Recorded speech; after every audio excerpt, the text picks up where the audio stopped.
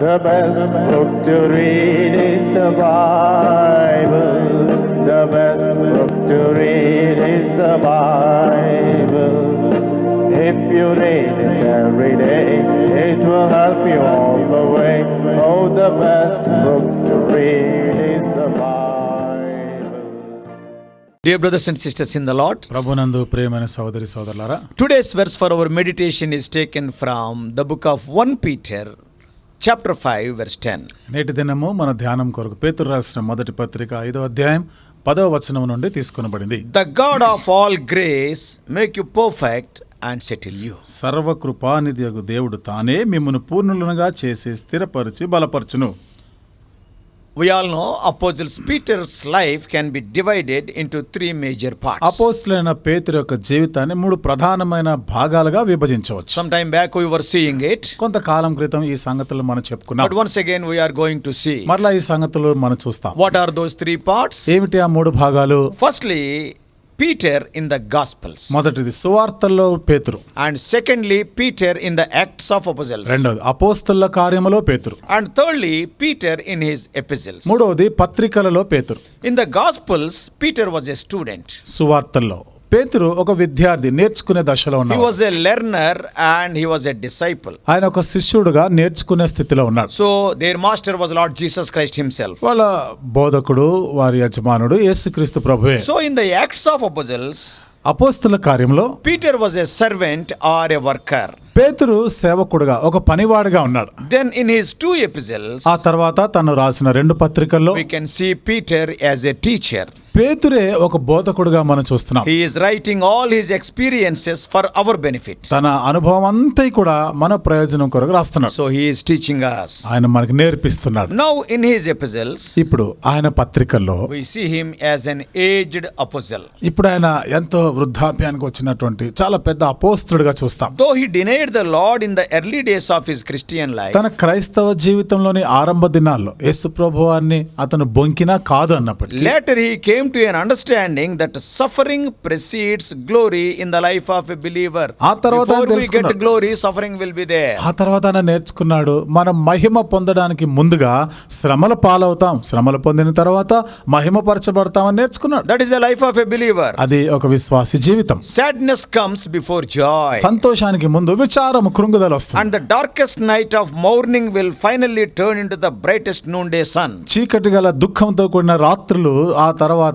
ఉదయించేటువంటి సూర్యుడు లేదా ఉజ్వలమైనటువంటి దినంగా మార్చబడు. And that is what Peter is writing in the verse for our meditation today. అది పేతురు నేటి దినం మన ధ్యానం కొరకైన వచనంలో రాస్తున్నాడు. What he is writing? ఏమని రాస్తున్నాడు? He says, after that ye have suffered a while. ఏమంటాడు? కొంచెము కాలము మీరు శ్రమ పడిన పిమ్మట.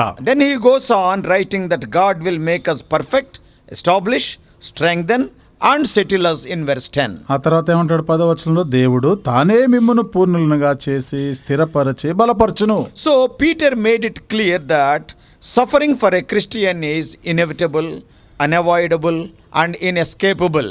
పేతురు ఇక్కడ ఒక విశ్వాసి స్పష్టంగా ఏమని చెప్తున్నాడంటే, ఒక విశ్వాసి శ్రమలని తప్పించుకోలేడు, కాదు అనలేడు, దానిని కాదు అనకుండా తప్పించుకొని వెళ్ళడానికి లేదు. Suffering as a Christian is not a matter of choice.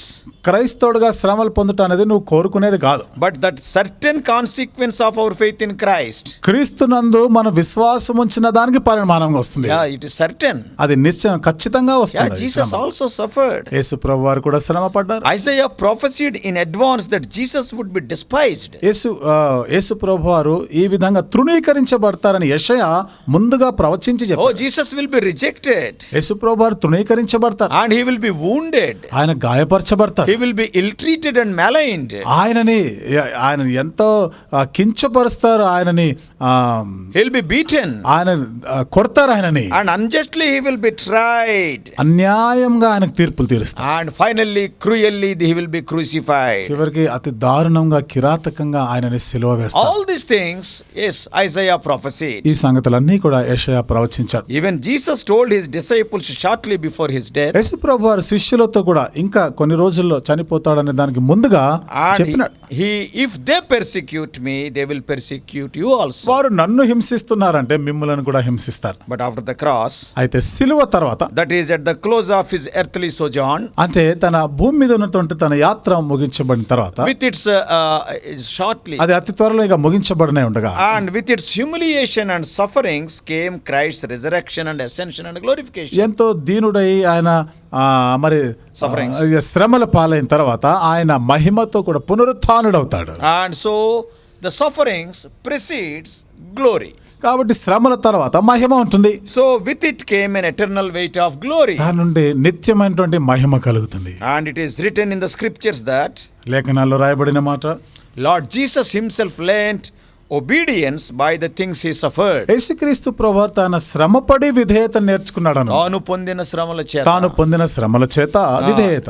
and after his time of suffering, ఆయన శ్రమ పొందిన తర్వాత Christ came into his eternal glory. క్రీస్తు నిత్యమైన మహిమలోనికి వస్తున్నాడు. Now he wants to share that glory willfully and joyfully with all who trust in him. ఇప్పుడు ఆ మహిమని ఆయన యందు నమ్మిక ఉంచిన వారితో ఆయన ఎంతో ఇష్టపూర్వకంగా సంతోషంగా దానిని పంచుకోవాలని కోరుతున్నాడు. And after his time of suffering, ఆయన శ్రమ పొందిన తర్వాత he came into his eternal glory. నిత్యమైన మహిమలోనికి వచ్చాడు. So if we suffer, we also shall reign with him. 2 Timothy 2:12. మనం కూడా శ్రమ పడిన ఎడల ఆ సహించిన వారమైతే ఆయనతో కూడా ఏలుదుము. తిమోతికి రాసిన 2వ పత్రిక 2వ అధ్యాయం 12వ వచనం. But we praise God, Christians have been promised an end to suffering. There is an ending. అయితే దేవునికి స్తోత్రం, క్రైస్తవులు ఈ పొందుతున్నటువంటి శ్రమలకి ఒక ముగింపు, అంతం అనేది ఉంది. Suffering in this life will happen, but it will end. ఈ జీవితంలో ఖచ్చితంగా మన శ్రమల పాలవుతాం, అయితే దానికి ఒక ముగింపు ఉంటుంది. Yeah, for those people who are having faith in Jesus Christ, there will be an end to their suffering. యేసుక్రీస్తునందు విశ్వాసం ఉంచిన వారు శ్రమలు పొందుతారు, అయితే ఆ శ్రమలకు కూడా అంతం అనేది ఉంది. Not only that, అంతేకాదు, believers will be restored from all the harm done to them. విశ్వాసులు వారికి ఏ హాని జరిగిందో, ఏ హాని పొందారో వాటన్నిటి నుండి విడుదల పొందుతారు. They will be restored. వారు మరలా సమకూర్చబడతారు. In this letter, ఈ పత్రికలో Peter repeats that suffering is real. పేతురు శ్రమలు అనేవి వాస్తవము అని మరలా చెప్తున్నారు. Especially for those who are persecuted for trusting in Christ. ప్రత్యేకంగా క్రీస్తునందు నమ్మిక ఉంచిన వారికి ఇవి తప్పక సంభవిస్తాయి. Though all Christians suffer, but they suffer in various ways. క్రైస్తవులు అందరూ శ్రమల పాలైన వేరు వేరు విధానంలో వారు శ్రమ పొందుతుంటారు. On this side of eternity, నిత్యత్వానికి ఈవల we cannot expect our salvation to eliminate pain and heartache. మనం రక్షణ పొందాం కాబట్టి మనకి ఇక నొప్పి బాధ ఉండదు అనే అర్థం కాదు. So they will be there. అవి ఉంటాయి, అది తీసివేయదు. Rather, eternal salvation means that suffering will one day come to an end, and that end is forever. నిత్యమైనటువంటి రక్షణ అనగా మనం పొందే శ్రమలకి ఒక అంతం ఉందని చెప్తుంది. అది ఇక ఎల్లకాలముకి అది అంతం అయిపోతుంది. And Peter also came to understand more fully that after we have experienced suffering for a little while, పేతురు కూడా ఇది గ్రహించాడు. కొంచెం కాలము శ్రమ పొందిన తర్వాత God in his grace will perfect, confirm, strengthen and establish us. దేవుడు తన యొక్క కృపను బట్టి పూర్ణులుగా చేసి స్థిరపరిచి బలపరుస్తాడు అని ఆయన ఎరిగాడు. Peter says a word. పేతురు ఒక మాట ఇక్కడ ఉపయోగిస్తున్నాడు. For a little while. కొంచెము కాలము అంటాడు. True. అది నిజమే. When compared to the eternity and eternal glory, our period of suffering is negligible. నిత్యత్వము నిత్య మహిమతో ఈ కొంచెం కాలం ఈ శ్రమ మనము పోల్చుకుంటే అది ఎన్నదగినది కాదు. Our God is the God of all grace, that is, which is unearned favor. మన దేవుడు సర్వ కృపానిధియగు దేవుడు, మనం దానికి యోగ్యులం కాము. But there are different facets of grace, you know. అయితే కృప గురించి మనం ఆలోచన చేస్తే వేరు వేరు So many kinds of graces are there. అనేక రకాల కృపల గురించి మనం చూడొచ్చు.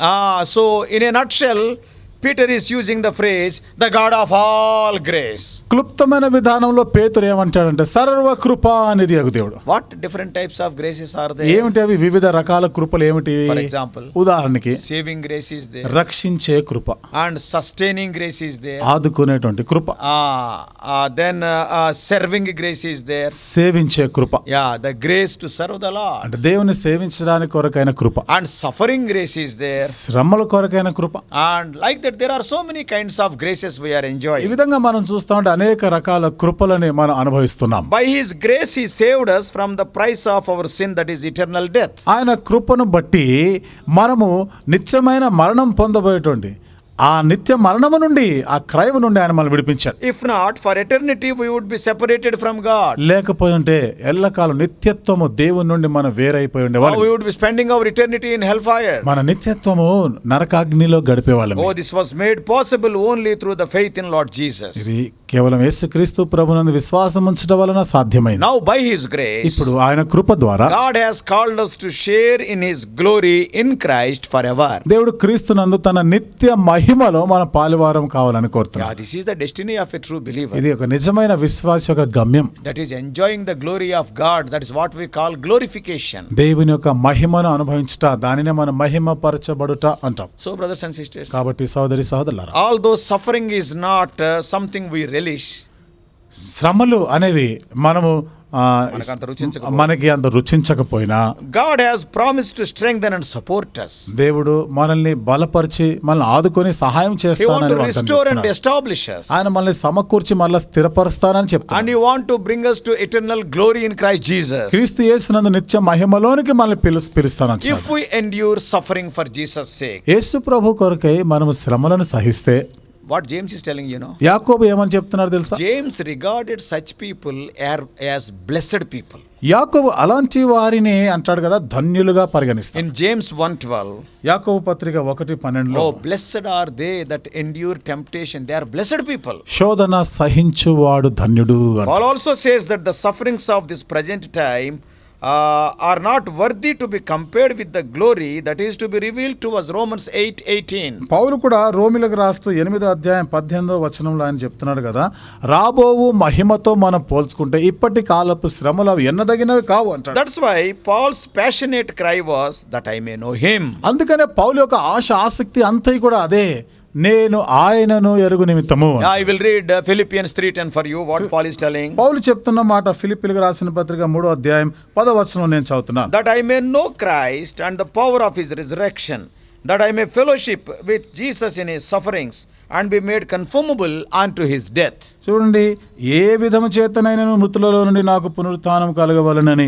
ఆయన మరణ విషయంలో సమానానుభవం గలవాడనై ఆయనను ఆయన పునరుత్థాన బలమును ఎరుగు నిమిత్తమును ఆయన శ్రమలలో పాలివాడనగుట ఎట్టిదో ఎరుగు నిమిత్తమును సమస్తమును నష్టపరుచుకొని వాటిని పెంటతో సమానముగా ఎంచుకొనుచున్నాను. Like Paul and other apostles, Peter was ready and willing to identify with Christ's sufferings. పౌలు ఇతర అపోస్తలుల వలె పేతురు కూడా క్రీస్తుతో పాటు క్రీస్తు శ్రమలలో పాలివాడు కావాలని కోరినాడు. And he warned us not to be surprised at the fiery ordeal we face. కాబట్టి మనం ఎదుర్కొన్నటువంటి అగ్ని లాంటి శ్రమలను చూసినప్పుడు ఆశ్చర్యపోవద్దు, భయపడవద్దు అంటాడు. Don't consider them as strange. ఇది ఏదో వింత జరుగుతున్నట్టుగా మీరు అనుకోకూడదు అంటాడు. Because the life's difficulties and dangers are there to test us. ఎందుకంటే మన జీవితంలో ఎదుర్కొనే కష్టాలు, ప్రమాదములు ఇవన్నీ కూడా మనల్ని పరీక్షించడానికి. God uses them to strengthen our faith. దేవుడు మన విశ్వాసమును బలపరచడానికే వీటిని ఉపయోగిస్తున్నాడు. Peter reminded us that when we suffer for Christ, మనం క్రీస్తు కొరకు శ్రమ పడినప్పుడు పేతురు అంటాడు, we are sharing His sufferings.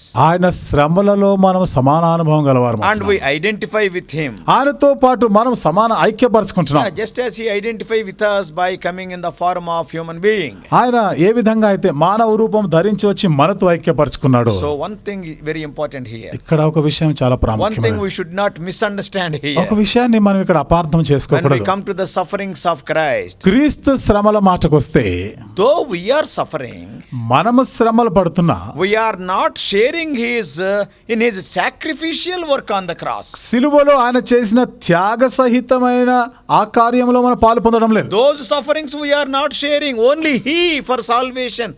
We never partake in those sufferings. Never. ఆ శ్రమలలో మన పాలివారుగా, అది కేవలం ఆయన మాత్రమే. ఆయన మన రక్షణ కొరకైతే ఏ శ్రమలు పొందినాడో అది ఆయన మాత్రమే పొందినాడు. మనము వాటిలో పాలు పొందాం. I am not talking about the sufferings He underwent on the cross for the salvation of people. కాబట్టి ప్రజల రక్షణార్థమై శిలువ మీద ఆయన పొందిన శ్రమల్లో పాలివారం, దాని గురించి కాదు నేను చెప్పేది. For Christ alone paid the price for our sin. అదైతే క్రీస్తు మాత్రమే మన పాపముల కొరకే క్రయం చెల్లించాడు. But as He was living, though He was God, He underwent so much humiliation. అయితే ఆయన మానవుడిగా జీవిస్తున్నప్పుడు దేవుడైనప్పటికీ కూడా భూమి మీద జీవించిన కాలంలో ఆయనని ఎంతో నీచుడుగా భావించారు, ఎంతో కించపరిచిన జీవితం We participate in his suffering because we are his body, the body of Christ. ఆయన శ్రమల్లో మనం పాలివారం అవుతున్నాం. ఎందుకు? మనం ఆయన శరీరములోని భాగమై ఉన్నాము కాబట్టి. Though we suffer a little today, ఈ రోజు ఏదో కొంచెం మనం శ్రమ పొందినా, oh, what a rejoicing it will be when we share his glory in future, and that is for eternity. ఆ రాబోయే లోకంలో లేదా ఆ మహిమ, మనం ఆయన మహిమలో పాలు పొందనై ఉన్నామే, ఎంత సంతోషము! అది నిత్యమైన మహిమ, It is eternal glory. అది నిత్యమైన మహిమ. A day is coming when we will greatly rejoice with all his saints in heaven. ఒక దినం రాబోతుంది పరలోక రాజ్యంలో ఆయన యొక్క పరిశుద్ధులందరితో కలిసి ఆనందించబోతున్నాం. Therefore, dear brothers and sisters, కాబట్టి ప్రియమైన సహోదరి సహోదరులారా, if you are suffering for Christ today, count it as a privilege. ఈ రోజు నువ్వు క్రీస్తు కొరకు శ్రమ పడుతున్నావా? అది ఒక ఆధిక్యతగా భావించు. Think of the future. భవిష్యత్తు గురించి ఆలోచన చేయి. Your future will be glorious. నీ భవిష్యత్తు మహిమాయుక్తమైనదిగా ఉంటుంది. Oh, may God comfort you with these words. ఈ మాటల చేత దేవుడు నిన్ను ఆదరించును గాక. May God prepare you for his eternal glory. ఆయన నిత్య మహిమ కొరకై దేవుడు నిన్ను సిద్ధపరచును గాక. May God bless you. దేవుడు నిన్ను దీవించును గాక. Shall we pray? ప్రార్థన చేసుకుంటాం.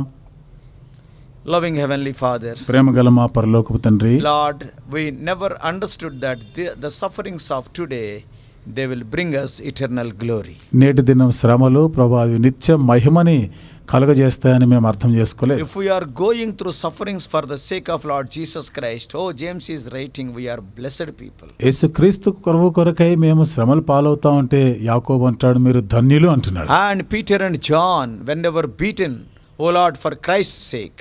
పేతురు యోహాన్లు క్రీస్తు నామమును బట్టి వారు ఎన్నో దెబ్బలు తిన్నప్పుడు, Oh, in the early chapters of Acts, we are reading in chapter 4 and chapter 5. అపొస్తల కార్యంలోని 4-5 అధ్యాయాల్లో మేము చదువుతా ఉన్నాం. Oh Lord, they were so happy, they rejoiced because God has counted them worthy to suffer for his name's sake. వారు ఎంత సంతోషించారంటే ఆయన నామమును బట్టి శ్రమలు అనుభవించుట అవమానపరచబడుటకు యోగ్యులుగా ఎంచినాడు అని వాళ్ళు సంతోషించారు. Lord, many times we suffer because of our foolishness, foolish words, foolish deeds. దేవా అనేక పర్యాయాలు మా బుద్ధిహీనతను బట్టి, బుద్ధి లేని మాటలను బట్టి, మా యొక్క అజ్ఞానాన్ని బట్టి మేము శ్రమలు But help పాలవుతున్నాం. us to understand when we suffer for the gospel, when we suffer for Lord Jesus Christ, oh, what a eternal glory is waiting for us. అయితే సువార్త కొరకు యేసుక్రీస్తు ప్రభువారి కొరకు మనం శ్రమ పొందినట్లయితే ఎంతటి నిత్య మహిమ మా కొరకు వేచి ఉందో మేము అర్థం చేసుకుంటాం. Lord, సహాయం those చేయండి. two words are capturing our heart. ఓ దేవా, ఆ రెండు మాటలు మా హృదయాన్ని ప్రభావిపడుతా ఉన్నాయి. Suffering for a little while, కొంచెము కాలము శ్రమ పొందిన but మీద the glory is eternal glory. అయితే ఆ కలగబోయేటువంటి మహిమ నిత్యమైన మహిమ. Our life is so short in this world. ప్రభువా, మా జీవితాలు ఈ భూమి మీద చాలా తక్కువ. Lord, చిన్నది. if it pleases you to take us through sufferings, help us to bear them joyfully. ప్రభువా, మమ్మల్ని శ్రమల గుండా తీసుకొని వెళ్ళాలని మీరు ఇష్టపడితే దేవా, మరి ఈ శ్రమలు మేము అనుభవించి ఇవి తట్టుకొనుటకు మాకు చాలిన కృపను దయచేయండి. Oh Lord, these are for our refining. దేవా, ఇవన్నీ కూడా మమ్మల్ని శుద్ధీకరించడానికి, And these things are to make us more worthy. ప్రభువా, ఈ సంగతులు ఇవన్నీ కూడా మమ్మల్ని ఇంకా యోగ్యులుగా చేయడానికి. Our dear ones who are going through difficulties this morning, just because of your name's sake, strengthen them and enable them to rejoice over those sufferings. ఈ ఉదయకాలం మా ప్రియులు నీ నామమును బట్టి ప్రభువా శ్రమలు పొందుతూ ఉంటే, శ్రమల గుండా వెళ్తున్నట్లయితే నిత్య మహిమను వారు పొందబోతున్నారని ప్రభువా సంతోషించినట్లుగా చేయండి. Help us to understand that they are blessed people. God has chosen them for the sufferings. దేవా, వారు ధన్యులని, దేవుడు వారు శ్రమలు పొందడానికి దేవుడు వారిని ఎన్నుకున్నాడని వారు గ్రహించి సంతోషించుతారుగాక. Speak to us more and more. దేవా, ఇంకా అధికముగా మాతో In మాట్లాడండి. Jesus' precious name we pray. యేసు ప్రభువారి అమూల్యమైన నామములో ప్రార్థించి వేడుకుంటున్నాం తండ్రి. ఆమేన్.